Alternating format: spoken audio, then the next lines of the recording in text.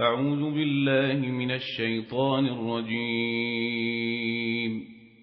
بسم الله الرحمن الرحيم.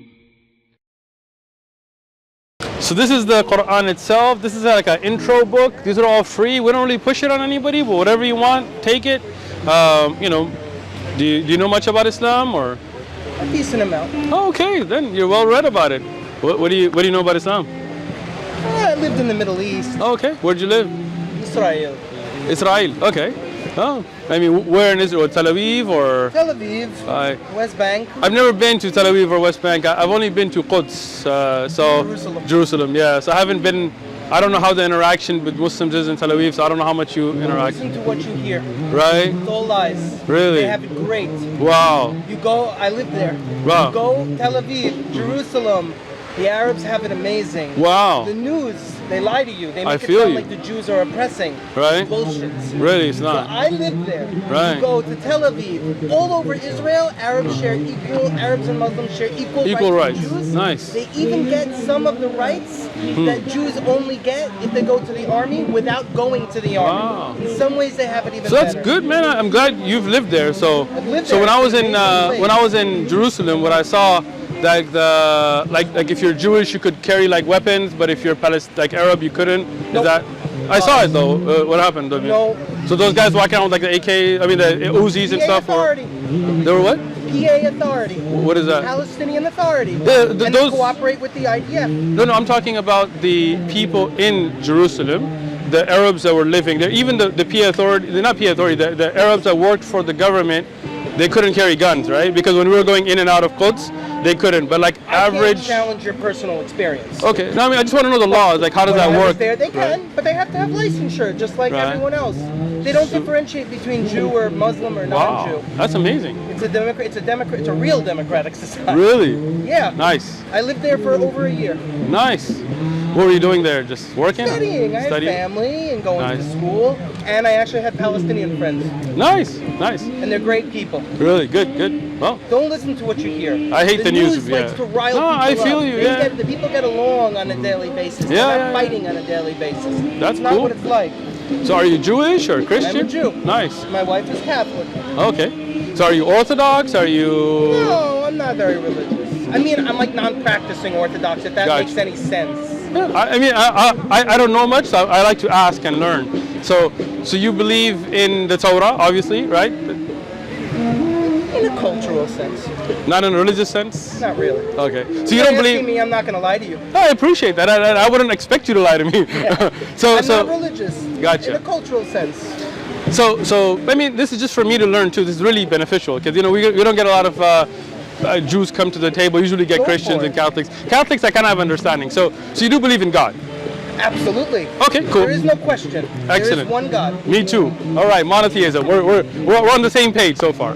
There's only one God, and that's. So you believe in Moses and Abraham, or do you think those real people? Were they like kind of historic figures, or were they prophets? I mean, I can answer you honestly. Please, I appreciate honesty. I study archaeology a little. Okay. Moses was most likely a fictitious character.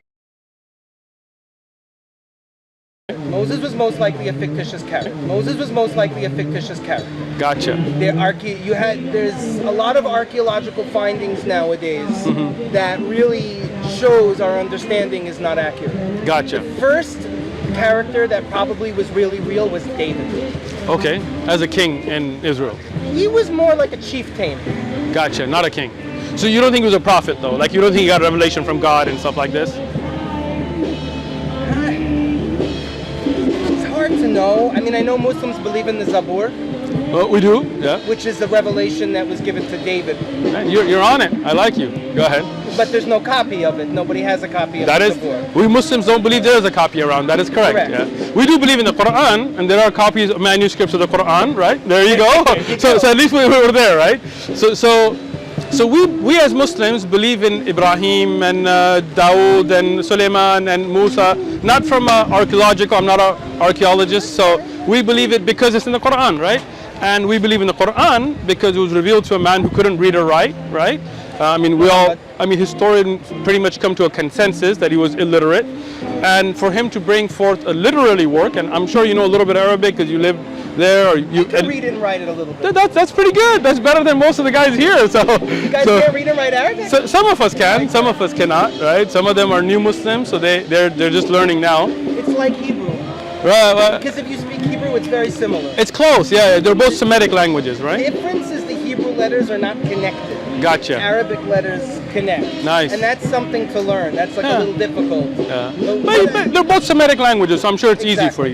you. So for the Prophet Muhammad, peace be upon him, to bring a literary work that no Arab poet could challenge at the time was pretty amazing. Like imagine today, somebody who can't read or write brings forth such a English language book that no PhD linguist could respond to, It would right? be impressive. It would be impressive. Not necessarily a miracle by itself. So let's keep going with that, right?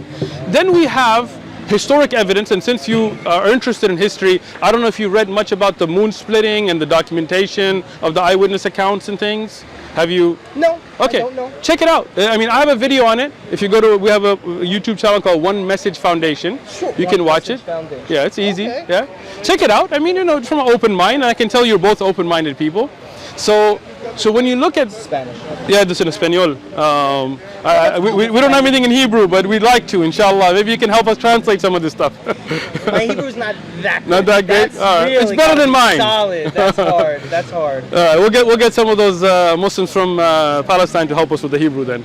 So now when we look at the splitting of the moon, there are eyewitness accounts from the enemies of the Prophet Muhammad, peace be upon him, who were the Quraysh. They were polytheists, they were worshippers of idols, and even they affirmed that they saw him split the moon and bring it back together. And there are supporting evidences This from is in the Quran. no, this is in Hadith. This is historic, Hadith. historic, yeah. I know Hadith. reference. Excellent, good. So now you have Hadith that are from the Sahaba, from the companions who are Muslim, and you have from people who were not Muslim who saw it. And you have supporting evidences, and again, they don't meet the Hadith standards that we have, Right. from Indian scriptures that Hindu kings in India saw it at the same time and became Muslims with it. So, you would think that these types of things would denote somebody who does have some kind of a miraculous ability. Regularly, me and you can't split the moon, right? Not the last time I tried. Right? Try it tonight. Let me know how it goes. Right? Give it a shot. Or we'll give it a shot. So we believe because of those miraculous things that are in the Quran. Also, the Quran talks about things that we believe the Prophet Muhammad wouldn't have known about. Right? Let me give you an example. Like This with is like a woman with the baby inside the woman. sure the development of the fetus, How it but starts from a blood clot and it moves. man, into- you sure you're not Muslim and you're hiding it? Like, I'm is learning, this I know one of that. those things like a candid camera or something? You're gonna come out like I'm a No, sheikh. you want to be honest? I'm honest. I study a lot. Nice. And when I see stands like this, I like to just check it out. And Excellent. See what people, that's Excellent. all it is. So to help you in your I'm interested in things. That's all it is. see now we look at here in the 41st chapter of the Quran, the 11th verse, and then he turns towards the heavens when it was still like smoke, saying to it and the earth, submit willingly or unwillingly. Today, scientists tell us that the celestial bodies were all smoke. There were gases, but the Prophet Muhammad at his time, and the Arabs weren't educated. They weren't like the Greeks or the Romans. They didn't have kind of they were Bedouins. They were warriors. How would he have known things like this, right? I mean, we talk about the orbit. This is in the 21st chapter, 33rd verse, and he is the one who created the day and the night and the sun and the moon, each traveling in an orbit. Now, the fact that the sun even has an orbit, even till recently scientists were debating, right? Sure. Right? So how would, and again, I've got a lot of these. How would a man in a desert know these things, right? How would he bring a literal miracle, which would be a book of Arabic that even Arab poets who were experts couldn't respond to? Until today, when we study Arabic, if you study Arabic for Nahu and Sarf, you will go back to the Quran. That is the final authority, right? So how could a man who never wrote a poem in his life, he wasn't a poet, Sure. right? So when you put all those together, the splitting of the moon, we believe that this shows that he was a true prophet. Right? So what do you think about that? You can be honest. You're not going to offend me. I mean, I can be honest. I really don't want to offend you. No, guys. you're not going to offend us. Trust me. People come out here and say all kinds of things. You are more than respectful. Don't worry about it. Go ahead. Sure. I'm sure you guys hear a lot of that's true. Yeah. He was traveling around with Jews and Christians. Was he? Yes, he Historic. was. Who did he travel with? There were Jewish groups, and the Quran talks about Jewish groups. It describes them as the enemies, actually. What surah? Oh, I can't tell you the exact surah. I'll tell you what. So let's do And this. it talks about how the Christians, it says, you will find your friends in the Christians. Really? Not the ones who call themselves the Jews. I've read it myself. You know, He was traveling around with both of them, and afterwards, the original fasting was not Ramadan, it was Yom Kippur. Really? And then once they turned around and rejected, that's when things started to really develop. So can you, I mean, as I showed you the verses, could you tell me, like, is that in the Quran, the Yom Kippur thing? The Yom Kippur thing, no. Is it And in I'm not gonna- Hadith? I'm not going to give you bullshit claims. Okay, I appreciate that. No, I I'm really not gonna appreciate do that. to you. So But we do where know did you he was read it? Traveling with Jews and Christians. Okay, so let's take one at a time, right? So the Yom Kippur, where did you read that about him, the original fasting being Yom I'm going to be Kippur? honest with you, I don't remember. All right. So I can't stand on it too hard. I got you. Because then I can't give you a source. So let's put that And to a that's side not- then, right? Fine. All right. Him traveling with Christians and Jews, you said that's in the Quran? That's my understanding. Okay. That he was speaking with them and learning with them before the original Gotcha. revelations came to him. Which makes sense because historically there were Christians and Jews walking around Arabia at that time. And that I can. But historically, most of the Jews that were there were in Medina. Banu Qura, Banu Qunayza, Banu Qanuqa, Banu Nadir, they were in Medina, not in Mecca, right? No? Can you go back and check on that? 'Cause Yes. I taught No, this. because So. what happened was Solomon himself, or that time period, sent Jews down to Yemen. Okay, but that's not Mecca. Yemen is No, way. but that whole area, there were No, Jews no. there. But again, Like Arabia, Yemen. Arabia, the big peninsula, right? That's a fair know, thing to right? say. So Solomon sending Jews to Yemen, and I have no qualm with that, would definitely not prove that there were Jews and Christians in Mecca, or that the Prophet Muhammad, peace be upon him, traveled with them, or that he learned from them. So those are pretty wide. You're pushing it, right? So let's take it on historic They were there. perspective, Oh, right? I can't say exactly where they were. Okay. They were there, and So- Muhammad was traveling around too. So This we also know. can you not today? I mean, you can take your time, look it up. I just want to learn.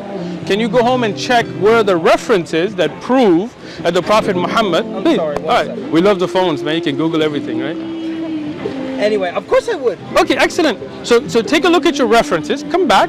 I'd love to talk to you and learn about it because I, having taught the life of the Prophet, peace be upon him, looking at the earliest manuscripts, he was not a student of any religion, and Mecca was not a hub of Christians or Jews.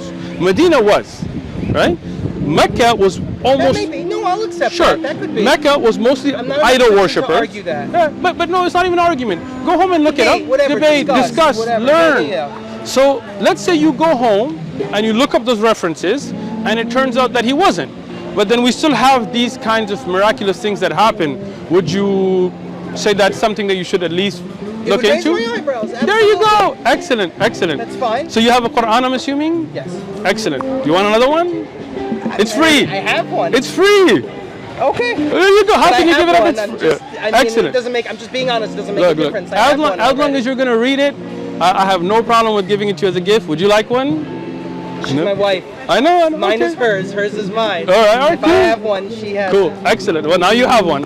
So Thank you for talking to us. excellent. my Really friend. appreciate it. It's been a pleasure. We look forward to you coming back and bring you some of those references so I can kind of pick up my level. Absolutely. Thank Take you. care, guys. Be Thank well. you. Have a good day. Bye.